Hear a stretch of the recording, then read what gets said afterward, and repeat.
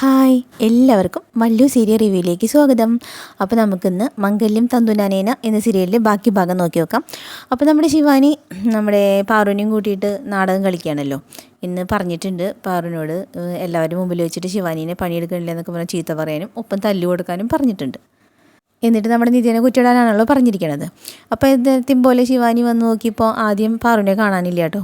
അപ്പോൾ പാറു ഇവിടെ പോയി വട്ടം തിരിഞ്ഞ് നടന്ന് നോക്കിയപ്പോൾ എന്നിട്ട് പാറുവിനൊരു മെസ്സേജ് ഇടുന്നുണ്ട്. 2 മിനിറ്റ് മാത്രമേ അവശേഷിക്കുന്നുള്ളൂ, അത് കഴിഞ്ഞ് ഞാൻ എല്ലാം പറയുമെന്ന് പറഞ്ഞിട്ട് ഒരു മെസ്സേജ് ഇടുന്നുണ്ട് കേട്ടോ. അപ്പോൾ അത് കഴിഞ്ഞ് കുറച്ച് കഴിഞ്ഞ് പാറു ധൈര്യം സംഭരിച്ച് ഇങ്ങോട്ട് വന്നിട്ട് ആക്ടിങ് തുടങ്ങി. എന്താടി നീ ഒരു പണി എടുക്കാതിരിക്കണോ, എല്ലാ പണി എൻ്റെ മൂത്തം വരുമ്പോൾ മാത്രം ചെയ്താൽ മതിയോ, അങ്ങനെയൊക്കെ വെച്ച് ഒരുപാട് വർത്തമാനം പറയുന്നുണ്ട് കേട്ടോ. അവൾ പറയണില്ല എന്ന് വെച്ചിട്ട്. അപ്പോൾ ഇവിടെ പ്രണവൊക്കെ പറയണ്ടേ, എന്താ അമ്മ എന്തെങ്ങനെ പെരുമാറണേ. വസും പറയുന്നുണ്ട്, അവളെന്താ ഗർഭിണിയല്ലേ, എന്താ ഗർഭിണികളെന്ന് വെച്ചിട്ട് വെറുതെ ഒരു പണിയെടുക്കാതിരിക്കുക എന്നാണോ, ഇതിനു മുമ്പ് ആരും ഗർഭിണിയായിട്ടില്ലേ എന്നൊക്കെ പറഞ്ഞിട്ട് പാറുവിന് പറ്റാവുന്ന അത്രയൊക്കെ പാറു പറയുന്നുണ്ട് കേട്ടോ. അത് കഴിഞ്ഞിട്ട് ഇടയ്ക്കിടയ്ക്ക് ശിവാനി നോക്കുന്നുണ്ട്. അപ്പോൾ ശിവാനി ഇങ്ങനെ ആക്ഷൻ കാണിക്കുന്നുണ്ട് കണ്ണുകൊണ്ട്, കുഴപ്പമില്ല എന്നുള്ള ലെവലിൽ. അത് കഴിഞ്ഞ് പാറു 2 അടിയും കൊടുത്തു. എന്തായാലും മനസ്സിൽ പറഞ്ഞു, നീ അടിക്കാൻ ഉണ്ടാക്കി തന്ന അവസരമല്ലേ എന്ന്. പക്ഷെ അത് ശിവാനി പ്രതീക്ഷിച്ചിട്ടുണ്ടായിരുന്നില്ല, അത്രയും ഗംഭീരമായ അടി. അപ്പോഴേക്കും അടി കഴിഞ്ഞപ്പോഴത്തേക്കും എല്ലാവരും ഇടപെട്ടു, പ്രണവൊക്കെ ചൂടായി. അങ്ങനെ സീൻ ഇതായിപ്പോൾ നമ്മുടെ ശിവാനി പറയണ്ടേ, എനിക്കറിയാം ഇത് പാറു പറയണില്ല, ഇത് നിധി പറയട്ടെ ചെയ്തെന്ന് പാറു പറയണില്ല. അപ്പോൾ ശിവാനി തന്നെ അതിലേക്ക് വരുത്തി തീർക്കാണ് കേട്ടോ. പറയുന്നുണ്ട്, എനിക്ക് മനസ്സിലായി ഇതാര് ചെയ്യിച്ചതാന്നുള്ളതൊക്കെ.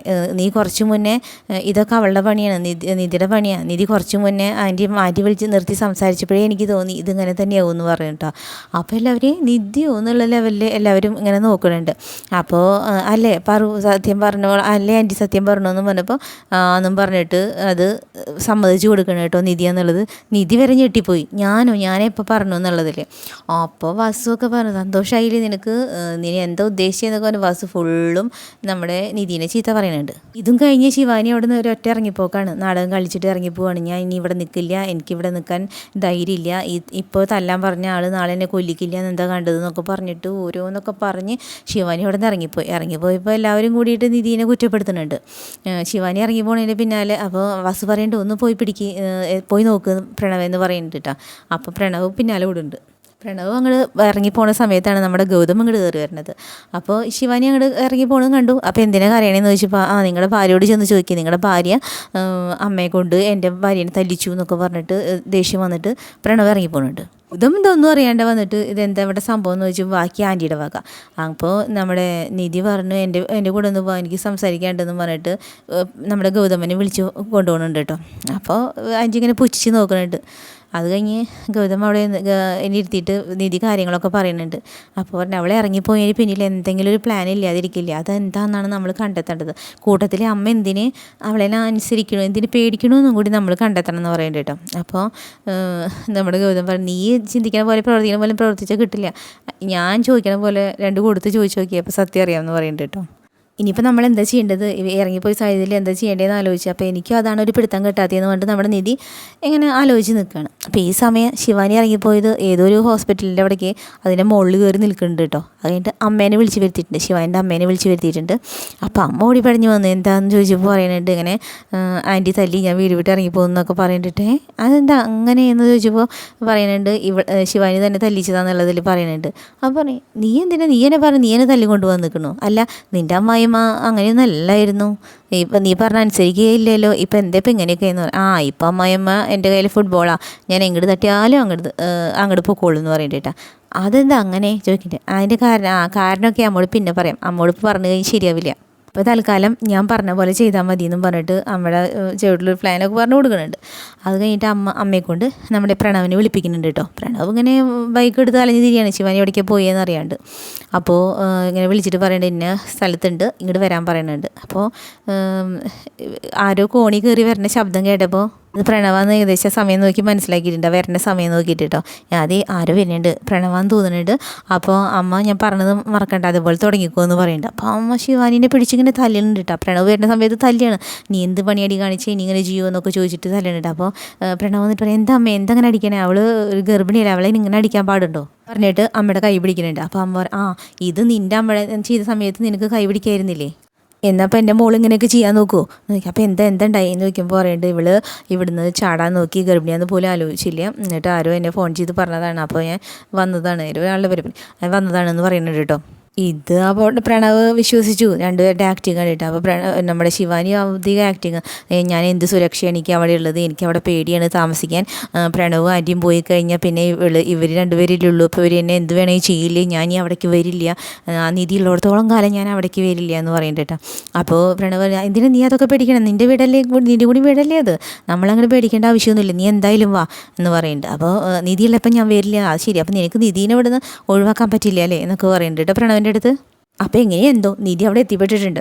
അപ്പോൾ നിധി ഇങ്ങനെ അന്വേഷിക്കുമ്പോൾ പറയുന്നുണ്ട്, നീ ചോദിക്കണം ഞാൻ എന്ത് ചെയ്തു എന്നാ പറയണേ, നിന്നെ കൊല്ലാൻ നോക്കിയെന്നോ എന്നൊക്കെ ചോദിക്കണ്ട. അല്ലാണ്ട് പിന്നെ അപ്പോൾ അമ്മായി പറയണ്ട, കണ്ട നിനക്ക് എന്ത് ദ്രോഹാടി എൻ്റെ മോള് ചെയ്തത്, നീ ചെറുപ്പം തൊട്ടേ എൻ്റെ ഭർത്താവിനെ കാശൊക്കെ ഊറ്റി നിന്ന് ജീവിച്ചു, അങ്ങനെ ഒരുപാടൊക്കെ പറയുന്നുണ്ട് കേട്ടോ. എന്നിട്ട് പറയണ്ടേ, ഇപ്പം എൻ്റെ മോൾക്ക് നല്ലൊരു ഭർത്താവും ജീവിതം കിട്ടിയപ്പോൾ നിനക്ക് സഹിക്കണില്ല അല്ലടി എന്നൊക്കെ പറയുന്നുണ്ട്. അങ്ങനെ എന്നത്തെയും പോലെ ചീത്തയൊക്കെ പറയുന്നുണ്ട്. അപ്പോൾ പറയുന്നുണ്ട്, ഇപ്പം എൻ്റെ മോൾ ഇവിടുന്ന് ചാടി മരിക്കേണ്ടതാണെന്നൊക്കെ പറയുന്നുണ്ട്. ഓ അത് ഞാൻ അങ്ങോട്ട് വിശ്വസിക്കണോ എന്നൊക്കെ ചോദിക്കുന്നുണ്ട് നമ്മുടെ നിധി. അത് കഴിഞ്ഞ് ശിവാനിനെ പിടിച്ച് വലിക്കുന്നുണ്ട്, വാ മതി നണ്ടി നാടകമൊക്കെ വീട്ടിലേക്ക്, അവിടെ ആരും നിന്നെ അപകടപ്പെടുത്തുന്നു വെച്ചിട്ടാണ് നീ എന്നൊക്കെ ചോദിക്കുന്നുണ്ട്. അപ്പോൾ പറയും, അപ്പോൾ വീണ്ടും ശിവാനി നാടകം ഇങ്ങനെ ഓരോന്ന് പറയുന്നുണ്ട്, എനിക്ക് അവിടെ വിശ്വാസമില്ല, പിന്നെ ഞാൻ ഒരു കണ്ടീഷൻ പറയാം, അങ്ങനെയാണെങ്കിൽ മാത്രം ഞാൻ വരാം എന്ന് പറയുന്നുണ്ട് കേട്ടോ. അപ്പോൾ നിധി ചോദിക്കുന്നുണ്ട്, എന്താ കണ്ടീഷൻ ചോദിക്കുന്നുണ്ട്. അപ്പോൾ കണ്ടീഷൻ പറയുന്നുണ്ട്, കണ്ടീഷൻ വേറെ ഒന്നുമില്ല, നമ്മുടെ ശിവാനിയുടെ അമ്മേനെ അവിടെ കൊണ്ടുവന്ന് താമസിപ്പിക്കണം, അതിനാണ് ഈ നാടകമൊക്കെ കളിച്ചിട്ടുള്ളത്. അപ്പോൾ പിന്നെ രണ്ടുപേർക്കും കൂടിയിട്ട് പ്ലാൻ ചെയ്തിട്ട് നിധിനെ ഉപദ്രവിക്കാമല്ലോ. അങ്ങനെ നിവൃത്തിയില്ലാണ്ട് നമ്മുടെ നിധി അത് സമ്മതിച്ചിട്ട് വീട്ടിലേക്ക് കൊടുന്നിട്ടുണ്ട് കേട്ടോ. പാറും ഗൗതമും അങ്ങനെ അവിടെ ഇരിക്കുന്നുണ്ട് കേട്ടോ. അപ്പോൾ വാസു എന്താ നടക്കണമെന്ന് അറിയാണ്ട് ഇങ്ങനെ അവിടെ അങ്ങനെ നടക്കുന്നുണ്ട്. എന്നിട്ട് ഗൗതമിനോടും കുറച്ച് ചീത്ത പറയുന്നുണ്ട് നിധിയെ കുറിച്ചിട്ട്, നിൻ്റെ ഭാര്യ കാരനാണ് ഇതൊക്കെ സംഭവിച്ചതെന്നൊക്കെ. ഗൗതം അതൊന്നും കൂസാതെ ഇരിക്കുന്നുണ്ട് കേട്ടോ. അപ്പോൾ ആ സമയത്ത് നമ്മുടെ ശിവാനിയും പ്രണവ് കൂടി കയറി വന്നു. അപ്പോഴേക്കും ആശ്വാസമായി വസുവിന്. അപ്പോൾ പറയുന്നുണ്ട്, അപ്പോൾ നീ എന്ത് പണിയെ മോളെ കാണിച്ചേ എന്നൊക്കെ ചോദിച്ചിട്ട് വസു കുറേ ഇങ്ങനെ പറയുന്നുണ്ട് കേട്ടോ. എന്നിട്ട് പറയുന്നുണ്ട്, അവൾ വന്നിട്ടുള്ളത് ഒരു കണ്ടീഷനോട് കൂടിയിട്ടാണ്, അല്ലെങ്കിൽ അവൾ ഇങ്ങോട്ട് വരില്ല എന്ന് പറഞ്ഞിട്ടുണ്ടെന്ന് പറയും. അപ്പോൾ എന്ത് കണ്ടീഷൻ ചോദിക്കുമ്പോൾ പറയുന്നുണ്ട്, ഇവിടെ അവളുടെ അമ്മയും കൂടി വന്ന് നിൽക്കണം എന്ന് പറയുന്നുണ്ട്. അപ്പോൾ ഗൗതമിന് അത് ദേഷ്യം വന്നു കേട്ടോ. അപ്പോൾ പാറു ഇത് പ്രതീക്ഷിച്ചില്ല. പാറു പറയുന്നുണ്ട്, ഓ ഇതിനെ കൊണ്ട് തന്നെ ഇവിടെ വയ്യ, ഇതന്നെ ഒരു പിശാച് സ്വഭാവമാണ്, ഇനിയിപ്പോൾ അതും കൂടി എന്താ അവസ്ഥ എന്നുള്ള ലെവലിൽ നിൽക്കുന്നുണ്ട്. അപ്പോൾ അതിനിപ്പോൾ എന്താ, അപ്പോൾ വസു പറയാം അതിനിപ്പോൾ എന്താ വന്നോട്ടെ എന്ന് പറയുന്നുണ്ട് കേട്ടോ. അപ്പോൾ അല്ല അമ്മയാണ് ഇവിടുത്തെ വലിയ ആൾ, ആൻറ്റി പറയണം, അല്ല വന്ന് നിൽക്കട്ടെ എന്ന് ആൻറ്റിയും സമ്മതിക്കേണ്ടത്. ഇല്ല ആൻറ്റിക്ക് എന്നെ അത്രയ്ക്ക് ഇഷ്ടമല്ലേ, എൻ്റെ കുട്ടിയുടെ എൻ്റെയൊക്കെ സുരക്ഷ ആലോചിച്ചിട്ട് ആൻറ്റി എന്തായാലും അത് സമ്മതിക്കും, ഇല്ല ആൻറ്റി എന്നൊക്കെ ചോദിക്കേണ്ടിട്ട് നോക്കിയിട്ട്. അപ്പം നമ്മുടെ പാറുവിന് ഗതി കെട്ട് പാറു സമ്മതിച്ചു.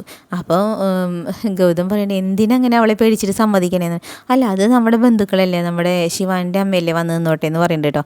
അങ്ങനെയാണെങ്കിൽ അപ്പം നീതിയുടെ അമ്മയോടെ ഒന്ന് കുഴപ്പമുണ്ടോ എന്നൊക്കെ ചോദിക്കുന്നുണ്ട് ഗൗതം. എന്നിട്ട് ദേഷ്യം വന്നിട്ട് ഗൗതം അവിടെ നിന്ന് റൂമിലേക്ക് പോയിട്ടോ.